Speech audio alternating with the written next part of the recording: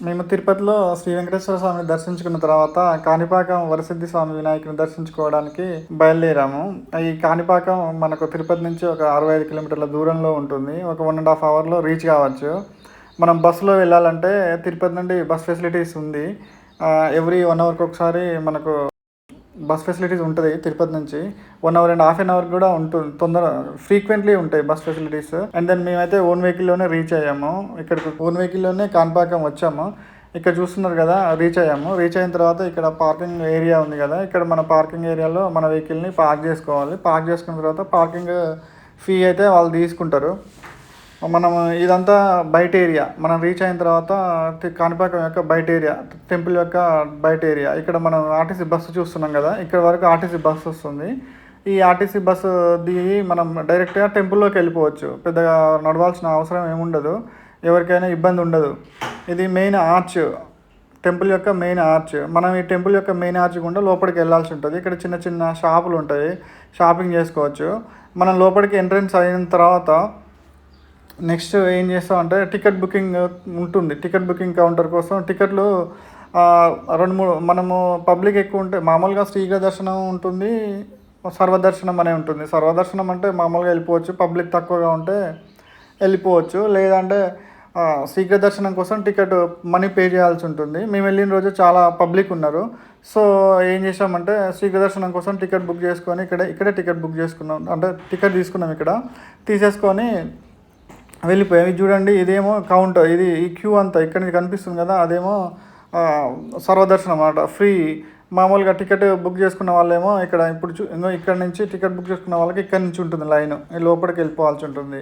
ఇక్కడ బయట చూస్తారు కదా, ఇక్కడేమో మనం భక్తులందరూ వాళ్ళ కోరికలు తీర్చుకోవడానికి కొబ్బరికాయలు బయటే కొట్టాల్సి ఉంటుంది. లోపలికి అలో చేయరు, ఏ భక్తులకైనా ఎవరికి అలో చేయరు. అందరూ ఇక్కడే కొబ్బరికాయలు కొట్టాల్సి ఉంటుంది. అండ్ దెన్ మొబైల్ ఫోన్స్ కూడా లోపలికి అలో చేయరు, మనం తీసుకెళ్ళడానికి ఉండదు. మనం టికెట్ తీసుకుంటాం కదా కౌంటరు, ఆ కౌంటర్ పక్కనే మొబైల్ డిపాజిట్ కౌంటర్ కూడా ఉంది. అక్కడ డిపాజిట్ చేసి దర్శనం అయిపోయిన తర్వాత మనం మొబైల్ ఫోన్స్ తీసుకోవాల్సి ఉంటుంది. అండ్ దెన్ ఇది బయట ఏరియా, ఓపెన్ ప్లేస్. ఇక్కడ చూడండి, ఇదంతా టెంపుల్ యొక్క బయట ఏరియా చూపిస్తున్నారు. భక్తులు అక్కడ కోనేరులో కొంతమంది భక్తులు స్నానం చేస్తున్నారు.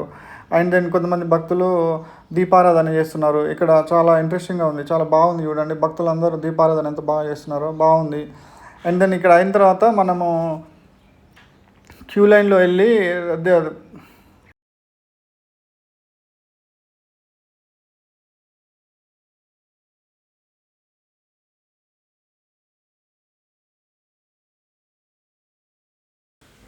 ఇక్కడ మనము క్యూలో ఉన్న తర్వాత ఆ రోజు పౌర్ణమి రోజు వెళ్ళామన్నమాట మేము. సో చాలామంది భక్తులు ఉన్నారు కాబట్టి మాకు ఒక 2 అవర్స్ టైం పట్టింది.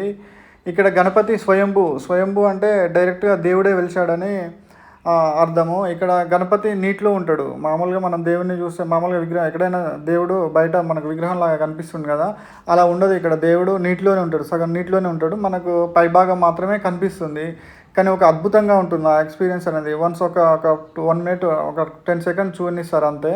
మనం ఎంత అద్భుతంగా ఉంటుందంటే ఒక్కసారి మనం ఆ గణపతిని దర్శించుకోగానే మనకు అనిపిస్తుంది మన కష్టాలన్నీ తీరినాయి, మన బాధలన్నీ పోయినాయి. ఎంతో రిఫ్రెష్మెంట్ ఉంటుంది, మనకు చాలా రిఫ్రెష్మెంట్ అయ్యి హ్యాపీ ఫీల్ అవుతాం. అదొకసారి అనుభవిస్తే తప్ప మనకు అర్థం అవ్వదు. ఒకసారి ఖచ్చితంగా మీరు దర్శించాల్సిందే. దర్శించగానే మన సమస్యలన్నీ తలిసిపోయినట్లుగా మనసు మొత్తం ఒక శాంతిలోకి వెళ్ళిపోతుంది. దర్శనం అవగానే ప్రసాదాలు తీసుకోవడానికి ఇక్కడ ప్రసాదం కౌంటర్ ఉంటుంది. ఈ కౌంటర్లో మనము డైరెక్ట్ తీసేసుకోవచ్చు, ఎన్ని కావాలంటే అన్ని ఇస్తారు. పెద్దగా రిస్ట్రిక్షన్స్ ఏమి ఉండదు. భక్తులు ఎక్కువ ఉండి లేవంటే లేవు అయిపోయినాయి అని చెప్తారు. మేమైతే తీసేసుకున్నాం, మాకు అవసరం సరిపడా తీసేసుకున్నాము.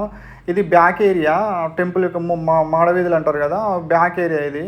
ఇది చూడండి, కోనేరు నుంచి వ్యూ పాయింట్ చూడండి, ఇక్కడ ఎంత బాగుందో. ఇక్కడి నుంచి దూరంగా మన విఘ్నేశ్వర స్వామి టెంపుల్ ఎంత అందంగా ఉందో ఇక్కడి నుంచి చూస్తే చాలా బాగుంటుంది. అసలు అందులో మనం ఆలయ ఆవరణంలో మనకు ఒక్కసారి అడుగుపెట్టగానే మన మనసు పులకించిపోతుంది. అసలు మనకు ఎంత రిఫ్రెష్మెంట్ వస్తుందంటే మనలో ఎన్ని బాధలున్నా ఎన్ని కష్టాలున్నా హ్యాపీ ఫీల్ అవుతాం. అసలు చాలా బాగుంటుంది. ప్రతి ఒక్క భక్తులు లైఫ్లో ఒకసారైనా దర్శించాల్సిన ప్లేస్ ఇది. చూడండి, వ్యూ లాంగ్ షాట్ దూరం నుంచి చూపిస్తున్నాను, చాలా బాగుంటుంది. ఇక్కడ చూడండి ఒకసారి, ఇక్కడ భక్తులు దర్శించుకొని బయటకు వస్తున్నారు.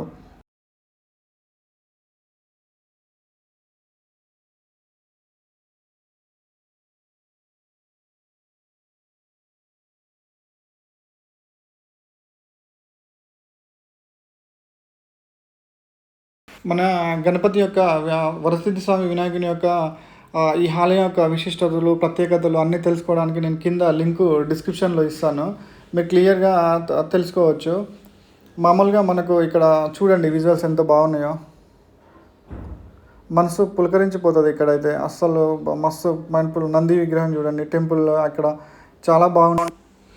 ఇక్కడ అన్నదాన సత్రం కూడా ఉంది. అన్నదాన సత్రం డైలీ 12 o'clock ఓపెన్ చేస్తారు. 12 o'clock ఓపెన్ చేస్తే చాలా, ఆ రోజు పౌర్ణమి కాబట్టి భక్తులు చాలామంది వచ్చారు.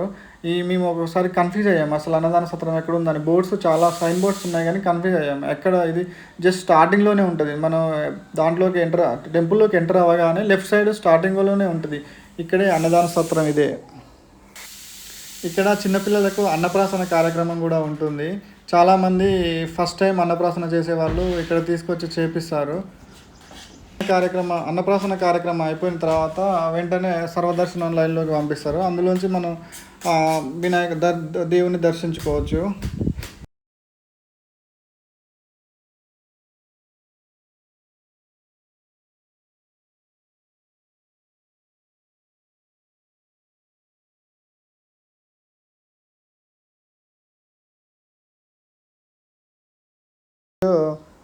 స్టోర్ చేసుకోవడానికి కూడా ఉంది. లగేజ్ రూమ్ ఇక్కడ మనకు లగేజ్ రూమ్ ఫెసిలిటీ ఉంది. ఇక్కడ లగేజ్ రూమ్ కనిపిస్తుంది కదా, ఇక్కడ మనం మన లగేజ్ని స్టోర్ చేసుకోవచ్చు.